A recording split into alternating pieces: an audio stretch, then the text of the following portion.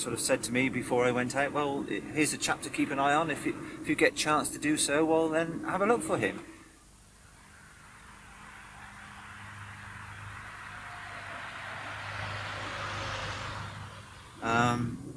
That's where Rose Letts used to live with her brothers and family.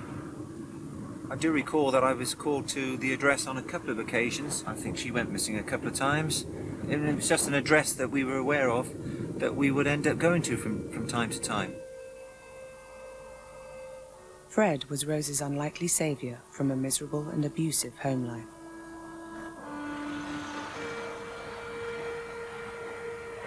In those days, he lived in a mobile home on this site.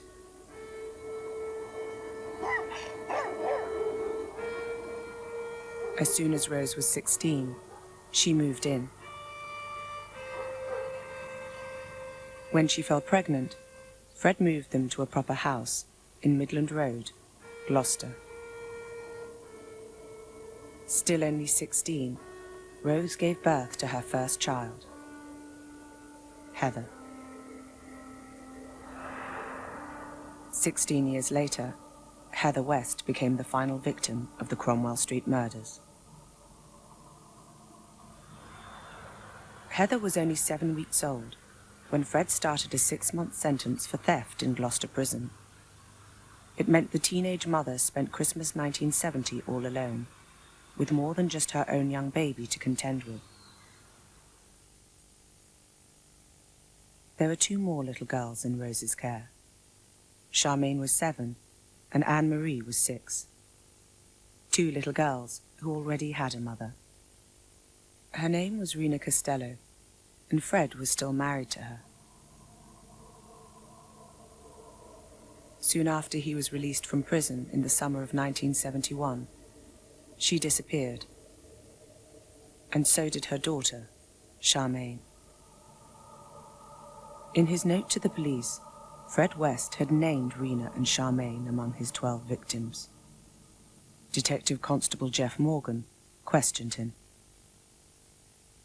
On interview, Fred had said that his first wife was buried in a field, and he would be able to show me on a map where that was.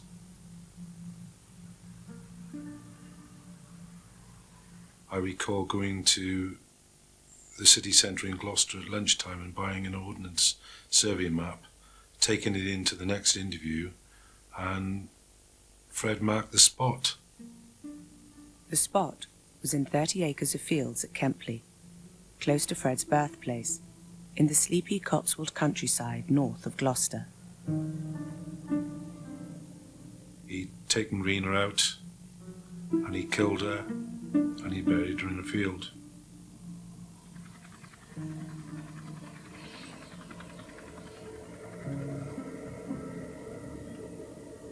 Police Inspector Richard Bradley was the search specialist who'd run the successful dig at Cromwell Street. Now he faced a much bigger problem. 2 large muddy fields.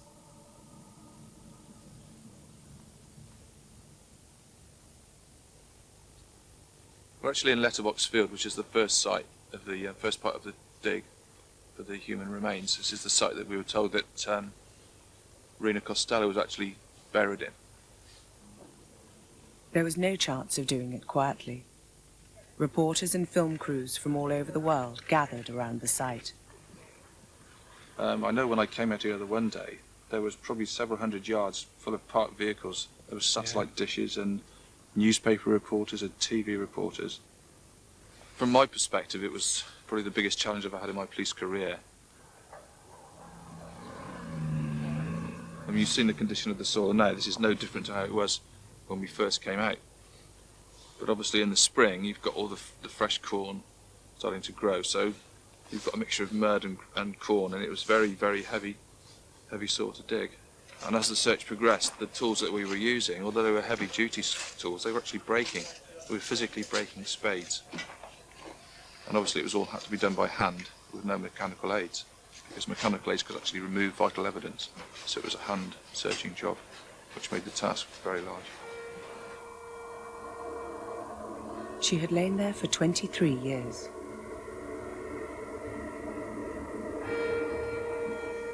The actual site was here. We were about 10 days into the dig, and one of the officers, as they were digging down, found the femurs actually positioned like this, which was the sort of pattern that all the remains were found in.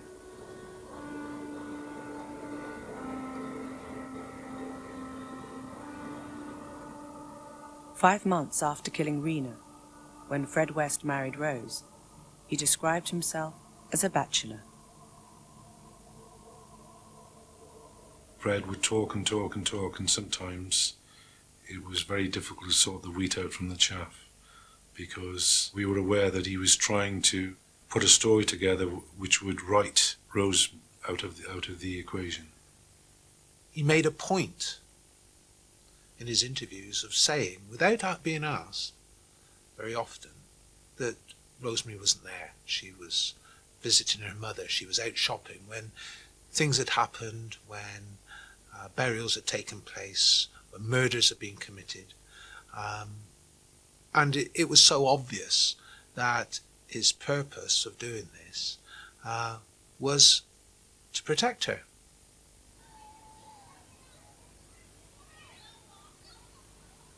The house where Fred and Rose lived as newlyweds stands just the other side of Gloucester Park from Cromwell Street. But even before their wedding, 25 Midland Road was already a graveyard.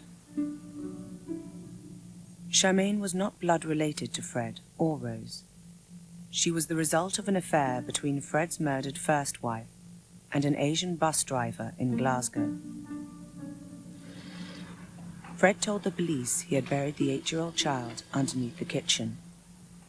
Another dig, under the eyes as ever of the world's news media. Morning, ladies and gentlemen. As senior investigating officer, John Bennett wanted to keep as much detail as possible out of the papers before the trial.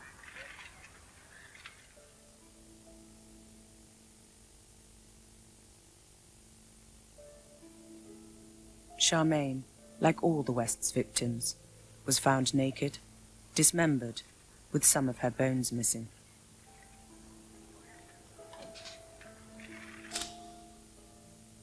Fred and Rose told the little girl's school she had moved to London.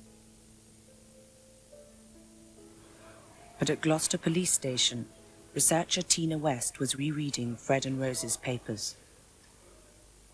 Some things you just kept doing the same job again as the inquiry changed.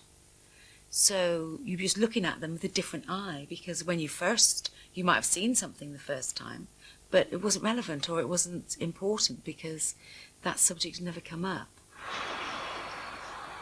She took another look at a letter Rose wrote to Fred when he was in prison and she was home alone with the children. There was one letter from Rose to Fred when he was in prison in Lay Hill in the early 70s, which specifically refers to Charmaine. "Darling, about Char," Rose wrote to Fred. "I think she likes to be handled rough. But darling, why do I have to be the one to do it?" It was quite obvious from reading the letter that she didn't like the children. And that letter was heavily responsible for Rose being convicted of the murder of Charmaine. I felt that for certain Rosemary West had killed Charmaine when Frederick West was still in prison, and that it was unlikely that he really knew precisely how she had died. But as the weeks and months passed, with 10 murder charges laid against her, Rose West still barely spoke. Once she said, "I'm innocent, by the way." Fred had always said Rose had nothing to do with it. Rose says she didn't know anything about any of it. End of story.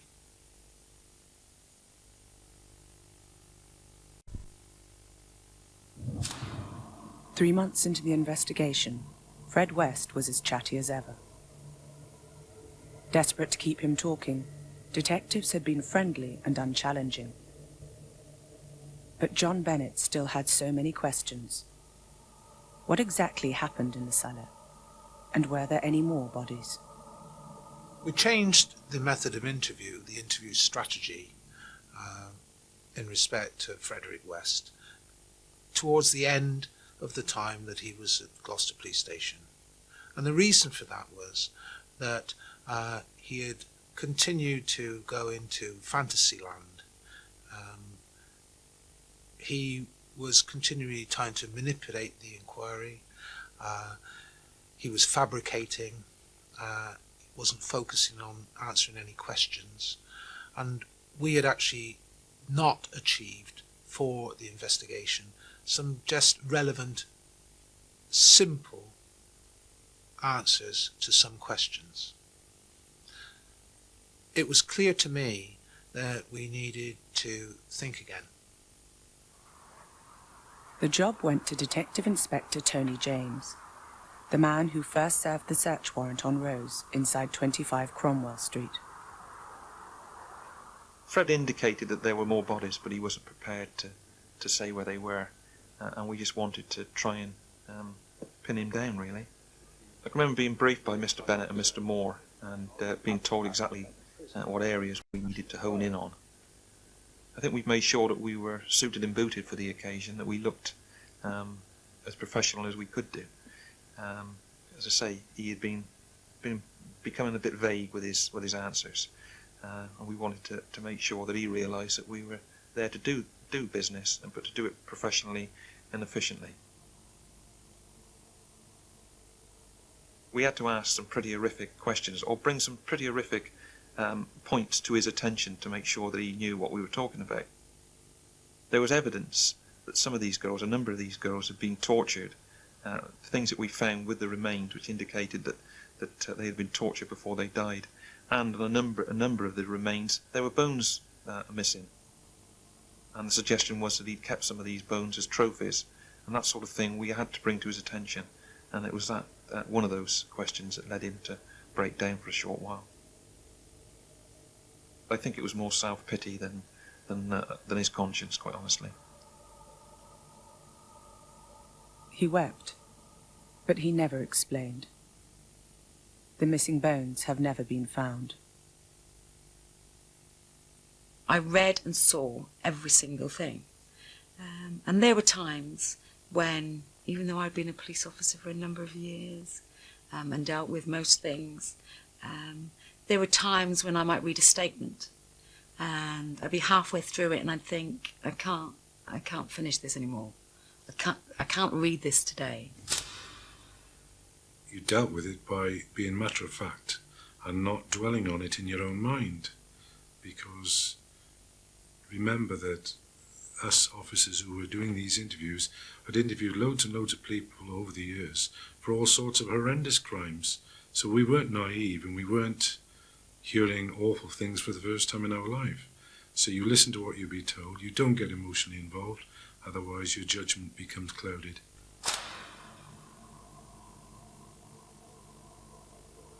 Fred West had confessed to 11 counts of murder, but there was one killing he always denied. In the next field to the grave site at Kempley, where police found his murdered first wife, Rena, they had spent 8 weeks searching for one last body. Her name was Anna McFall.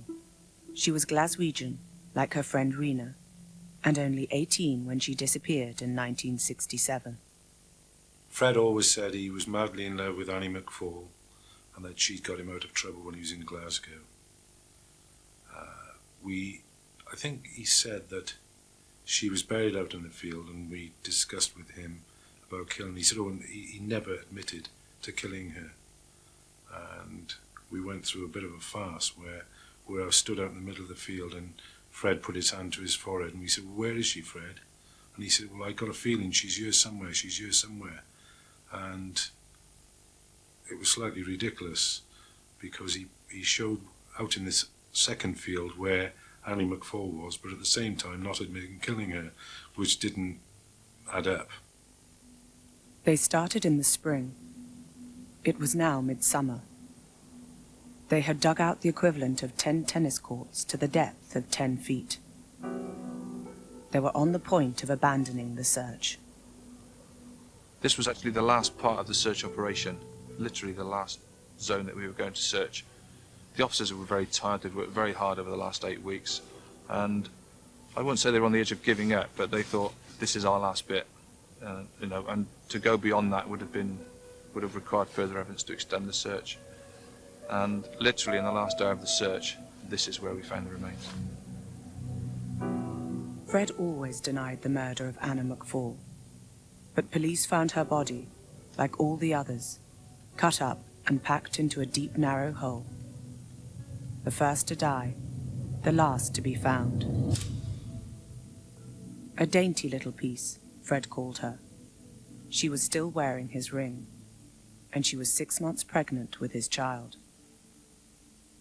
3 weeks later, Fred and Rose West appeared before Gloucester magistrates together, the first time they had seen each other for 4 months. Clearly it was the case that she wanted nothing to do with him. He was holding out his hand to try and touch her, but she was shying away from it and clearly didn't want to have any contact with him at all. I suspect that he became confused by this betrayal, didn't know how to deal with it, didn't know whether he should continue to protect her, or should he return the betrayal and betray her. Fred went back to prison, where he began to write a long and sentimental account of his relationship with his first victim, Anna McFall. He called it, "I Was Loved by an Angel." When he really got talking, he had a massive ego. He always tried to give the impression that women would fall for him, and he had this great attraction to women. All 12 Gloucester murder victims identified.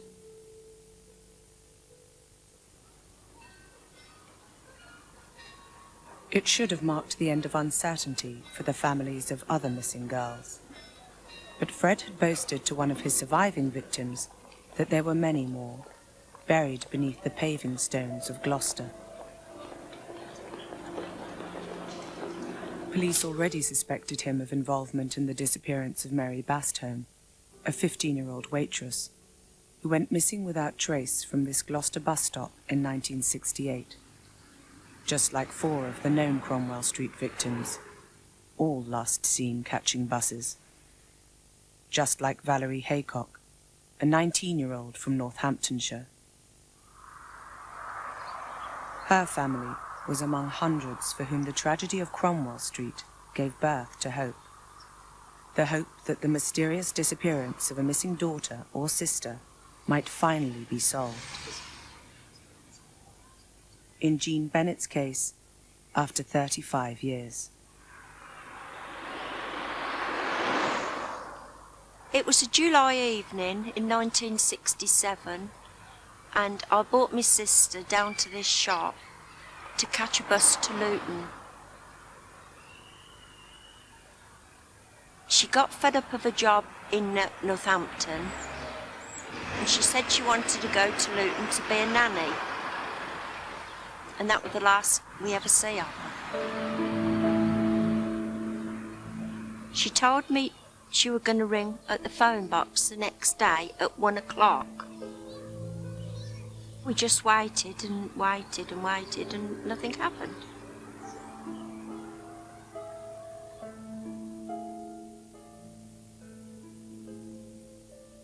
Valerie's sisters both wondered if she might have been pregnant. We went to Somerset House, as it was, and we went through a lot of the records, and we even paid money to have some of them checked out, didn't we? Yes, to see if they... Yeah, there was some... see if they in any way... There was a Valerie... about 4 Valerie Haycocks that had babies. Yeah, and we even found one called Robert, which was a dad's name, and we thought we was on the right track, didn't we? Yes. We thought we were on the right track, but nothing come of it. No, we didn't come up with anything. We even looked through the marriages. We looked through the deaths. One way or another, the sisters thought the West case might answer their questions, but they were disappointed. Well, I shall always wonder if she was one of his victims. Even now, I do. Yes, in a sort of horrible sort of way, if Val had been one of the bodies, we would have finally known what happened to her, and that it wasn't a mystery anymore.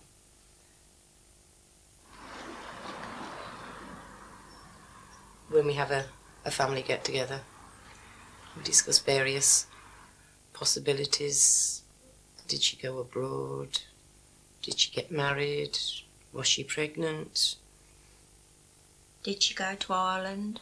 She was friendly with two Irish fellas. To me, it was out of character for her. But, perhaps I didn't know her as well as I thought I did.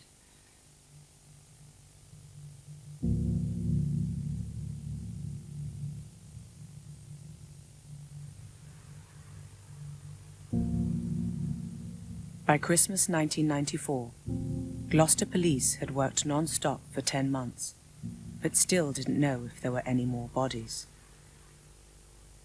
The investigation had been going over a number of months, and we carried out all the searches that we were going to do.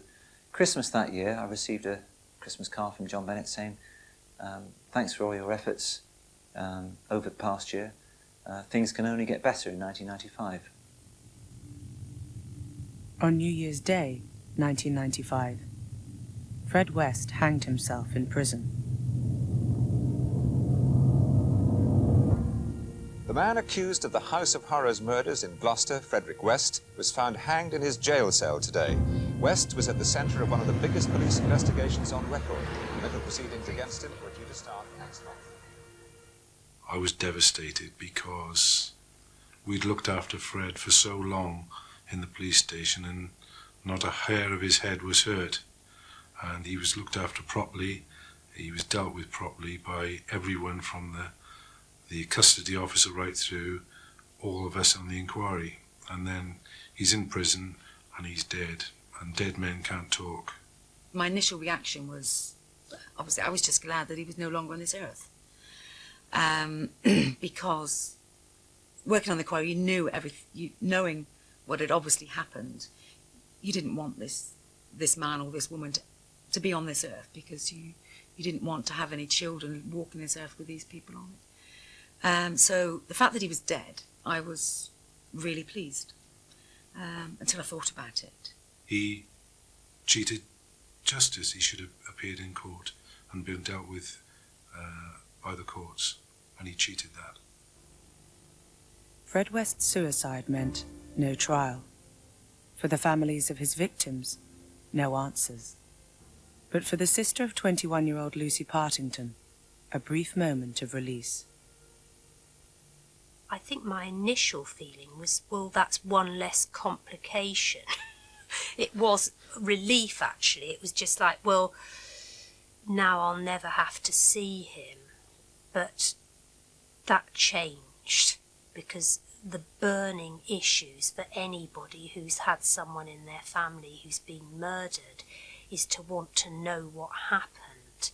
And we still don't know the truth of what happened to Lucy. We don't know why or how she got into the car. We don't know when she died. We don't know how she died.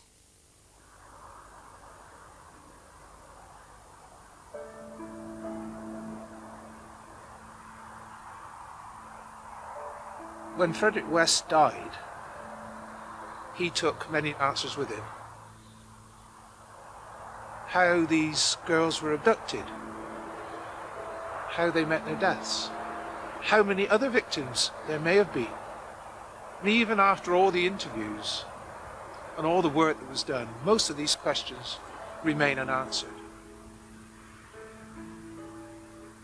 It's almost 35 years since the young John Bennett joined a massive search on this hillside outside Gloucester for clues to the disappearance of the 15-year-old waitress, Mary Bastholm. Her fate, too, remains a mystery. Frederick West never admitted to the police any involvement in the disappearance of Mary Buster. But when you look at the similarities between her disappearance and that of Lucy Partington and all of the other victims, it's clear that it must be a real possibility. John Bennett still had one suspect living, a suspect who might know the answers. Charged with 10 murders, Fred's widow proclaimed her innocence.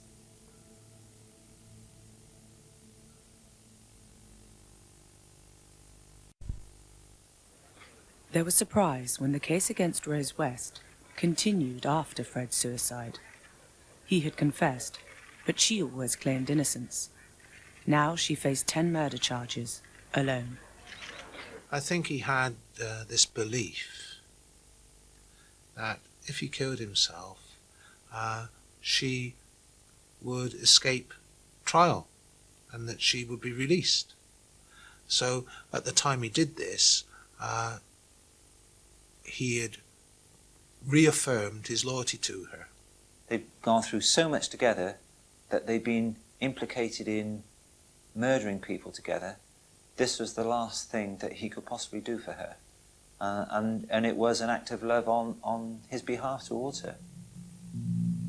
Fred always encouraged his young wife to involve herself in contact magazines, prostitution and pornography. In 1972, they were fined £50 each for indecent assault on their nanny. Rose was then 19 and a mother of 2 children. Now 41 and the mother of 8, not all of them Fred's, she stood accused of a horrific catalogue of sexual brutality. When she appeared for her pre-trial committal hearing, evidence was heard in open court for the first time. Allegations that Rose West was as guilty as her dead husband. Nobody really knew at that time all the horrors. I'm sure that some people probably thought that Rose initially was just arrested as Fred's wife. She looked, middle-aged, plain, frumpy. Who would ever have thought that she was such an evil person as she obviously is? Rosemary leaned on the dock and was chatting away and smiling to her solicitor, although it was just nothing. And a few minutes earlier we were talking about the deaths of lots of young women who incidentally the relatives were in that court that day. Among the relatives in court that day was Marianne Partington. I wanted to know what had happened to Lucy. I didn't want to have to find out by reading about it in the media. She hardly expressed anything, it was kind of an emotional blankness, really. The only gesture she seemed to keep making was to push her spectacles back up her nose, and she did seem to have this rather unnerving way of glaring at people, and I began to think she was glaring at me at one point, but it was just, I didn't hear her voice, I didn't hear her speaking. I did hear a recording of her on the tape that the police were using as evidence, and what I heard was someone who had a real sort of, I think that's what was really difficult for me, is this business that Lucy's aspirations, her interest in language, were about, the beauty and refinement of language and words, and the kind of imagining the sounds and the kind of language that she would have heard from the West would be so alien to her.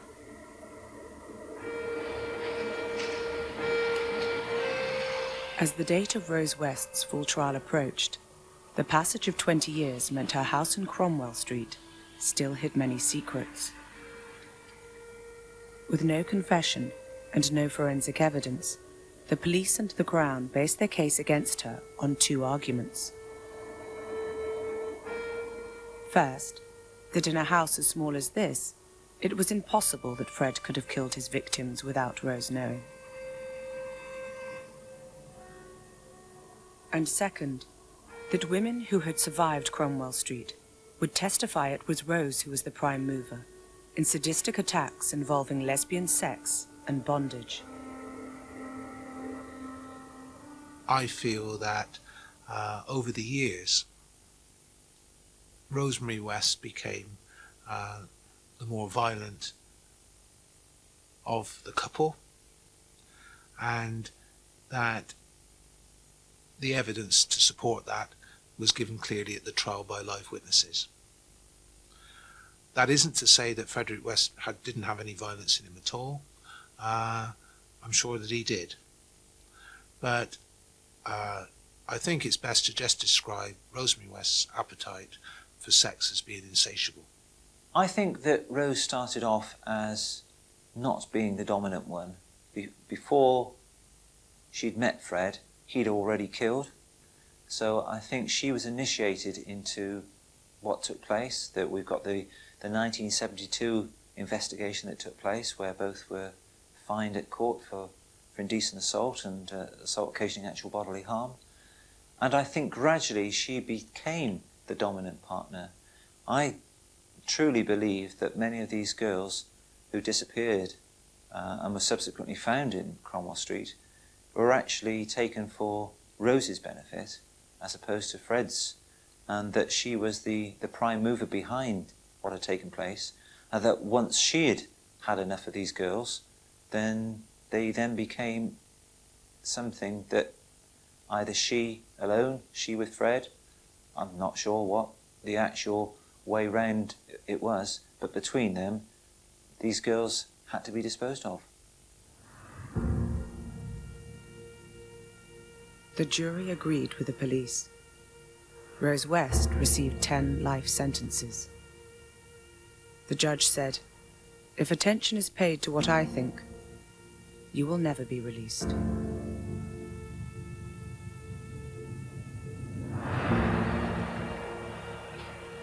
Rosemary West never admitted to having anything to do with Lucy's death, and I don't really know what the truth is.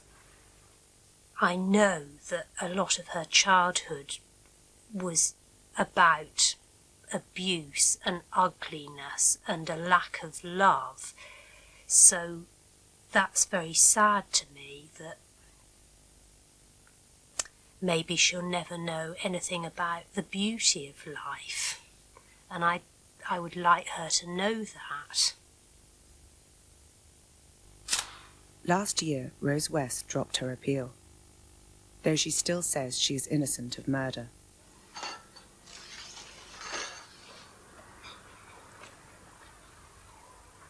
On the day after the verdict, tea lady Jean Dakin was at work in a local cafe in Hertfordshire.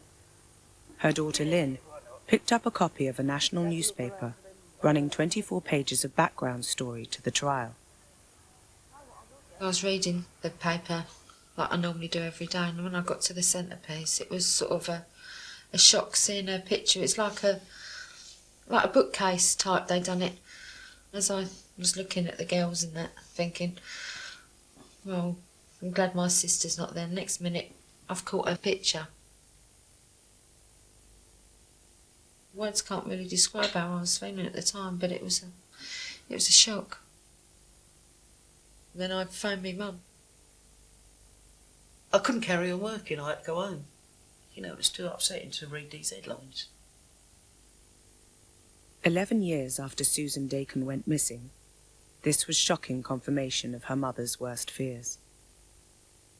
Well, that's it. I mean, straight away, as far as I'm concerned, Sue's no longer alive. My son felt like that, and so did my youngest daughter. And Lynn kept saying, no. They explained that, you know, they've just used her photo. And I said, no, she could have passed through there, you know. That's when I give up hope. Susan was 16 when she went missing. Her sister Lynn, never gave up on her.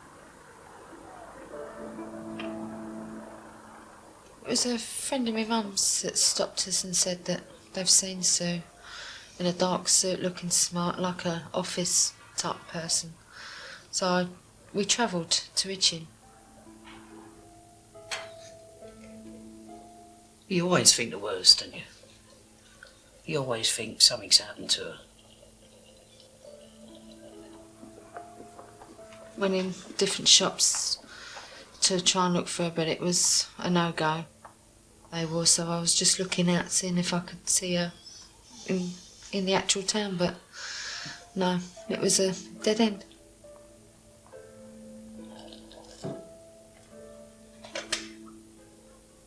When New Year's go on, you always hope that one day she's going to come back. And then one day, after 13 years, Jean Dakin's phone rang. The first words you hear is, "Mum," and I just dropped the phone. I mean, she sounded right Cockney, you know. I mean, we'd moved down here when she was 6 months old, but she sounded a right Londoner.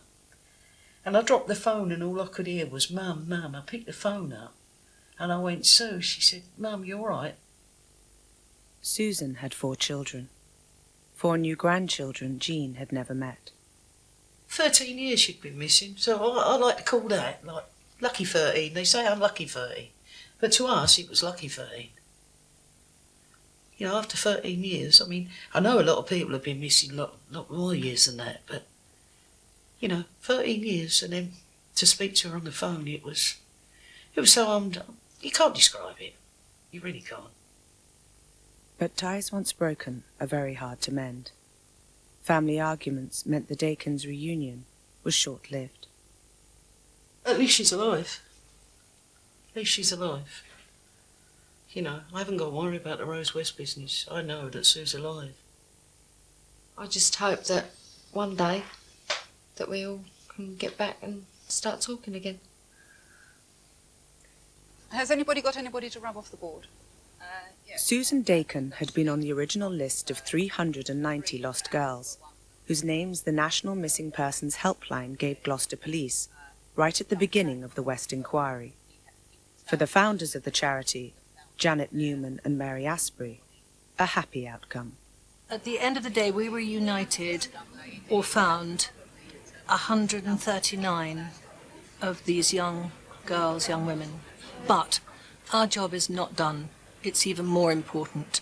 We have good working relationships with the police now, but there will always be children, young people, young missing people reported to us that will never be reported to the police. Nationally, 10,000 people still go missing and stay missing every year. 1 in 3 are never seen again. I thought it had gone away totally, but it's rather annoying. 8 years after Cromwell Street, the Helpline Sisters are busier than ever. Sadly, and I still say sadly, we have grown so big from that day, which is a sad thing, because that means that people need us desperately. So we can't say we're doing very well, because that's horrendous. But we've expanded enormously, and I suppose looking back, I've never looked at it like this. It was through the West case. Since the West case, Janet Newman and Mary Asprey have become recognised as national experts. At Scotland Yard, officers from all over the country come to listen to their ideas. And on his retirement from the police, John Bennett went to work on their behalf, to argue for a true national database of missing persons. I didn't want any other police service and any other senior investigating officer placed in the same position that I had been, and that was having to try and identify persons who had been missing, who, for one reason or another, had not been recorded as missing. For me, it was extremely important that from somewhere within this whole nightmare and sadness and sickness, there was something that we could do to make things better in some way.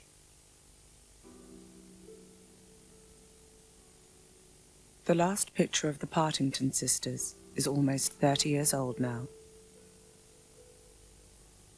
It was taken by their father in the summer of 1973, on a day trip to Fountains Abbey in North Yorkshire.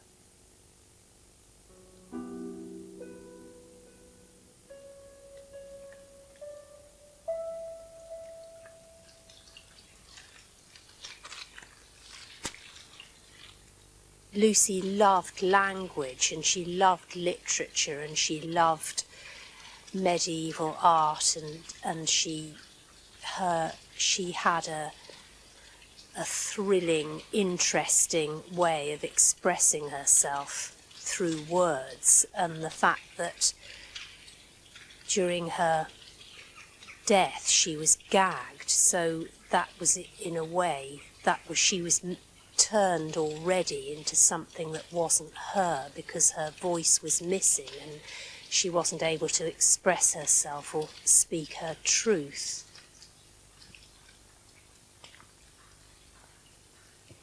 Lucy loved writing poetry, and my mother had collected her poems together just before we found out what happened to her, and one poem in particular is one that she wrote when she was probably 15 or maybe 16.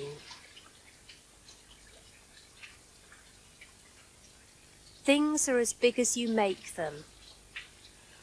I can fill a whole body, a whole day of life, with worry about a few words on one scrap of paper. Yet the same evening, looking up, can frame my fingers to fit the sky in my cupped hands.